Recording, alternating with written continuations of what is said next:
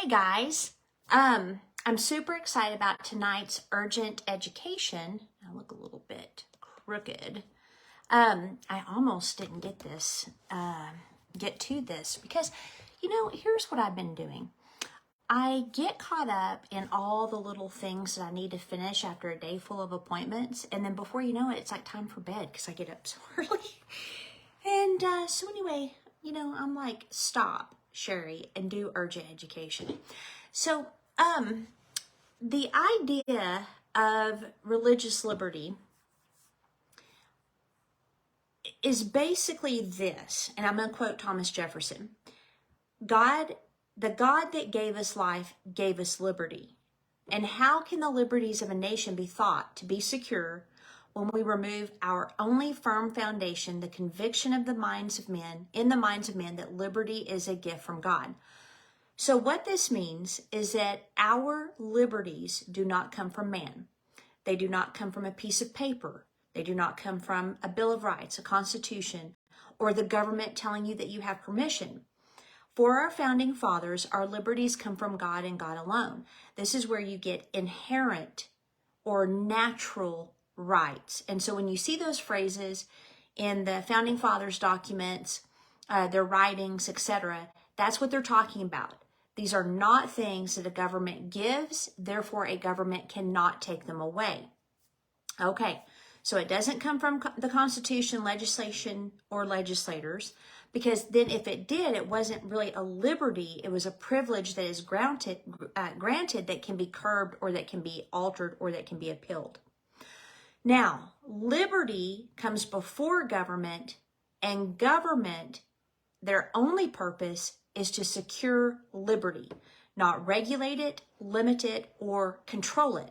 And quite frankly, this is why I was so disturbed. You can ask the people that are part of our hub group why I was so disturbed at churches shutting down because a governor says so during COVID. Religious liberty has, there's no place to shut it down. There's no place to arrest pastors. There's no place to shut down churches. There is no right that any government has to tell people that they cannot express their liberties. It doesn't matter what emergency they feel they're under. In fact, when the Constitution was being debated and ratified, it was during a smallpox epidemic. So the Supreme Court has said repeatedly that no government, governor, attorney general, state government, federal government, has any right to suppress religious freedom or to suppress people from gathering together to worship as they see fit, because the Constitution was ratified at the height of an emergency. But we don't know that. And we're thinking, well, for the good of the people. And so people shut down their churches, and guess what? Now the government knows how far it can go. And we didn't. We refused to. Now, John Witherspoon, he was a delegate to the Continental Congress. He was president of the New Jersey College. He taught 9 future cabinet officers, 21 senators, 39 congressmen, 3 Supreme Court justices. I was like, what is that? 12 governors, a vice president, and president. He said, if your cause is just, principles are pure, and if your conduct is prudent, you need not fear the multitude of opposing hosts. So what does he mean by that? So when our founding fathers were discussing religious liberty, there was this temptation to have a national religion. So being a Baptist or being a Methodist or whatever. And although we are founded on Judeo-Christian principles, the founding fathers, including this guy, was a little bit hesitant to appoint a national denomination because we would find ourselves back in the mess that we were in with England, where they had a Church of England. And if you didn't worship according to the precepts of the Church of England, or if you preached without having a license from the Church of England, if you met anywhere that was not the Church of England to worship God, you faced arrest, beating, imprisonment, and even death. And so there was this back and forth going on between the Catholic Church, the Church of England, Protestant versus Catholic, blah, blah, blah, blah. And so what he was saying, Mr. Witherspoon, is that Christianity, by its very nature, is to be desirable. Therefore, if you are offering pure religion, not religion that is oppressive, but you're offering what it looks like to follow Christ, then on its own merit, it should rise to the top. Other religions, other belief systems will not compare to the Christian faith. So it's like a marketing concept in that Christianity should be the most desired by the way that people live, the blessings that God bestows upon them, and how generous and helpful they are to others. Unfortunately, we didn't get started very well, okay, which we'll get into in a second. So civil liberty and religious liberty rise and fall together. If you don't have civil liberty, your religious liberty will be attacked. If you don't have religious liberty, your civil liberties will be attacked. Our role as believers in Jesus Christ is to make sure we are guardians of religious liberty and civil liberty. And the Constitution has to be our lamp. So the Declaration of Independence says that the purpose of government is to secure and to protect our liberties, right? Our pursuit of life, liberty, life, liberty, and happiness, which, by the way, happiness was owning property. So the 5 liberties that they enshrined is religion, speech, press, assembly, and redress. But they didn't just pull these things out of anywhere. It came through history. So I'm going to read a lot of the notes here that I've got. The legal charter history of our founding documents was birthed in the context of fighting for freedom of religion expression, freedom of religious expression, free from the bonds of Rome or the government of England, like I was talking about. So the pendulum, it swung back and forth between Roman Catholicism and the Church of England, Protestant, what is that called? Protestant, but there's a word for it. Anyway, I don't know how to pronounce it, obviously. So it was centuries long. A lot of people died. And this war between the religions shaped a lot of our founding fathers' perspective. Then you had the legal history in that in 1100, the Charter of Liberties for documents for Henry I asserted that the Holy Church of God should be free. So this planted the idea of separation of church and state, which is to keep the government out of religious affairs, not a barrier to religious expression in governmental settings. The reason we had the 1100 Charter of Liberties is because Henry I was taking freedoms away, and we made him sign the 1100 Charter of Liberties, or his head would be cut off, right? Well, fast forward, you got the Magna Carta of 1215. The barons declare to the king that the church is, quote, to be free and have her rights entire and her liberties inviolate, meaning the government cannot control religion. We made him, that king, sign it at the threat of his head. In the 1640s, there was a dispute over church autonomy and religious liberty, and this led to the Bishops' War. So James I issued a decree of religious indulgence that contained stipulations controlling religious practice.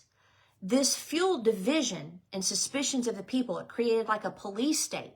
So if you weren't practicing the way you're supposed to, you would have been narked on.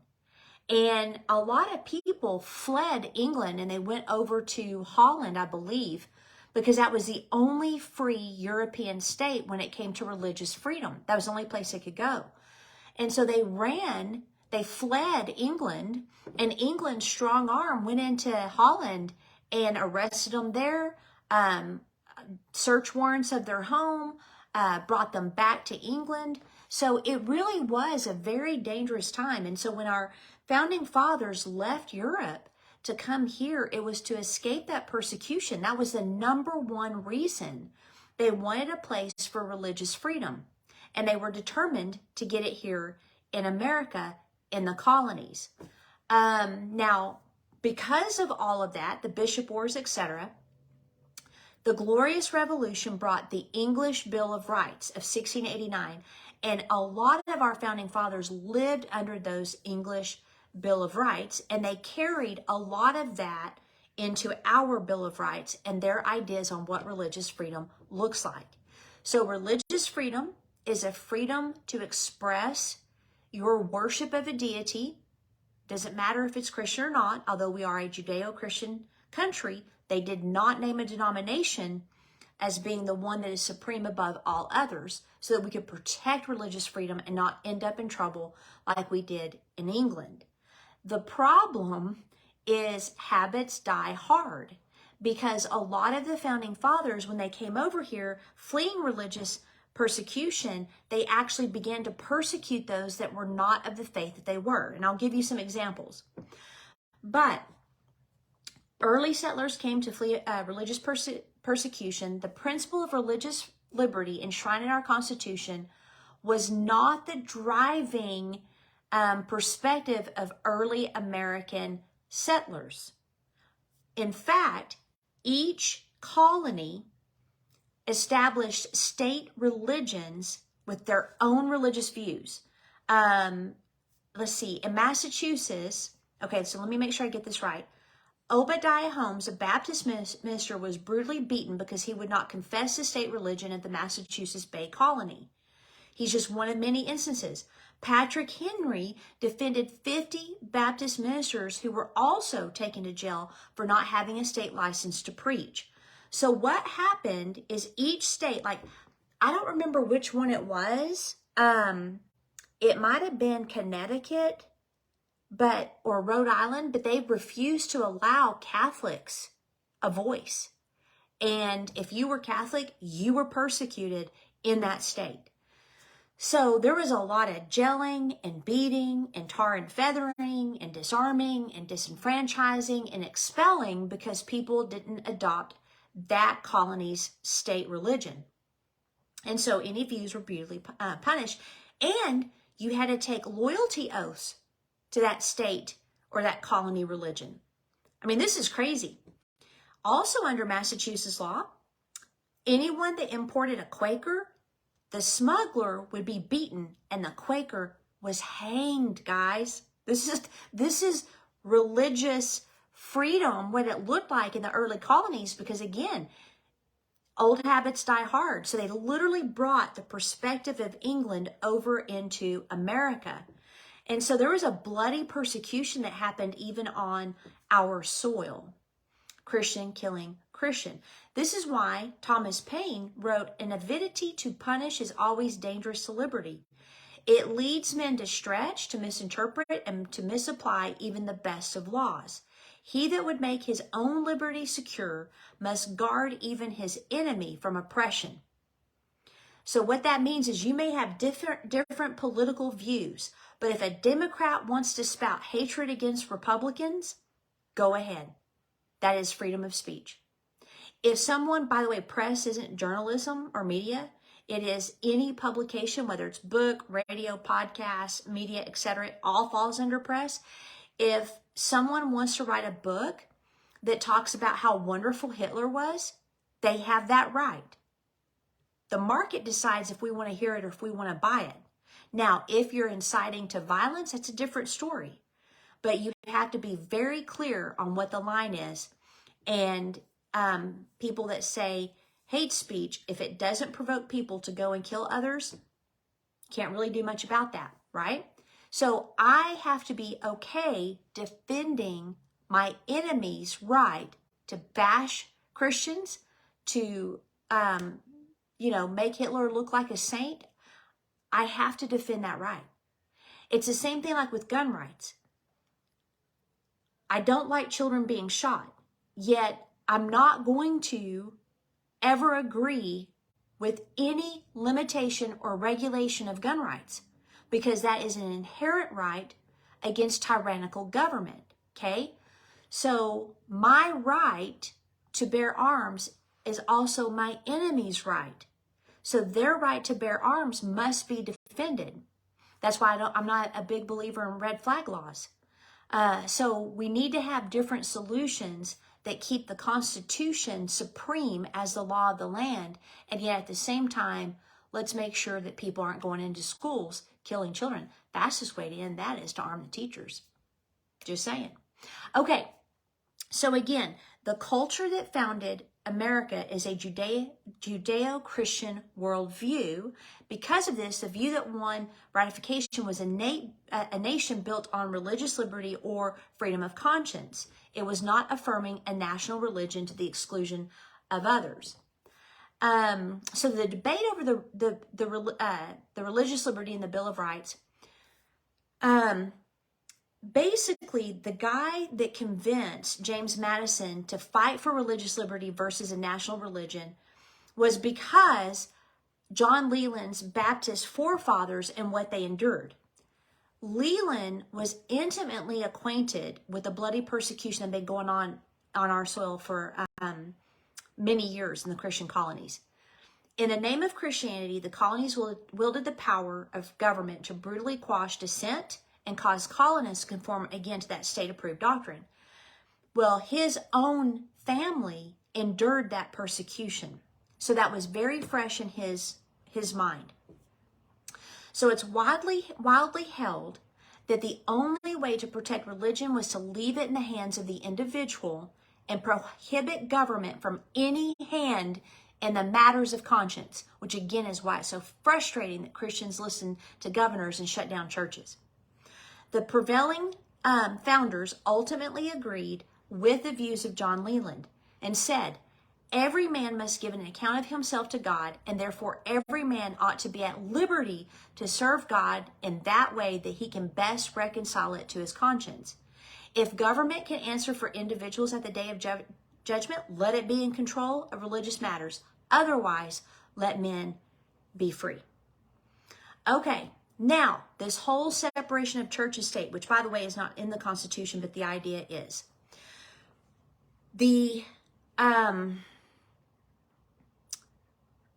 A lot of Christians felt that even with the Constitution, Bill of Rights, it still gave government too much control.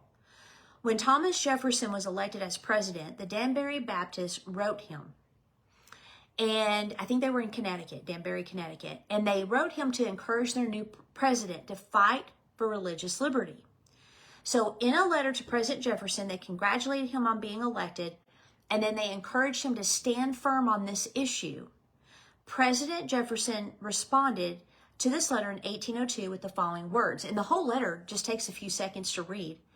But he said, I contemplate with sovereign reverence that act of the whole American people, which declared that their legislature should make no law respecting an establishment of religion or prohibiting the free exercise thereof, thus building a wall of separation between church and state.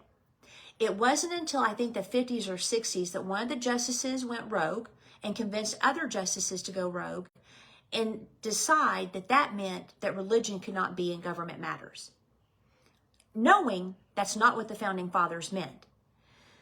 So from that point on, the government has been trying to take control of religious matters. Another example is, remember how you'd have to have loyalty pledges in your state to their state religion, or your colony to that state religion? That's why there is a prohibition of loyalty pledges in talking to Supreme Court justices about their religious beliefs. You cannot do that. You cannot test loyalty, and you cannot give religious tests. What did they do with the three that President Trump brought up for the Supreme Court? They went after their religious beliefs. It was a religious test. That was against the Constitution. Did anybody do anything? No. We've got to know, guys, what it says. This is why these things, I want you to share them, please. Share these videos. Let's get the word out. Let's spread the word. Peaceful noncompliance. When people want to try to say that the government has a right to do that, be like, no, they don't. Because my right of religious freedom did not come from the government. Therefore, it has no right to tell me where I can attend church, when I can attend church, how many can be at church, and that it can be shut down during any epidemic or pandemic. Like I said, Smallpox was a pandemic when they met to ratify the Constitution. Therefore, no emergency, no epidemic will trump the emergency that they had in the middle of the Constitution, back when they didn't have vaccines. Okay, so it was a big deal. So the separation of church and state was to keep the government out of the business of the affairs of the church. Shortly after the ratification of the Constitution Bill of Rights, several legislatures, including Patrick Henry, they wanted to put forth a bill to pay Christian teachers. The bill was titled, "A Bill Establishing a Provision for Teachers of Christian Religion." So they wanted to collect tax and pay these Christian teachers their salaries. Now, Patrick Henry was a great defender of liberty. He was an ardent Christian, but his faith blinded him to the dangers of inviting the government in Christian affairs, especially with tax subsidies, which, by the way, we shouldn't even be subsidizing stuff anyway. Fortunately, other legislatures recognized the danger and they shot that down. So even good intentions, the good of the people, can lead to dangerous intentions and destinations when it comes to this country. That's why the Bible must be our guidepost and the Constitution must be our guidepost as citizens of this country.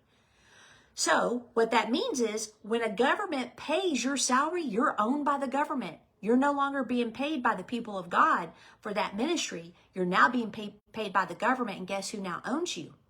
The government. They can tell you what you can and cannot do. Okay? So it was a very dangerous situation.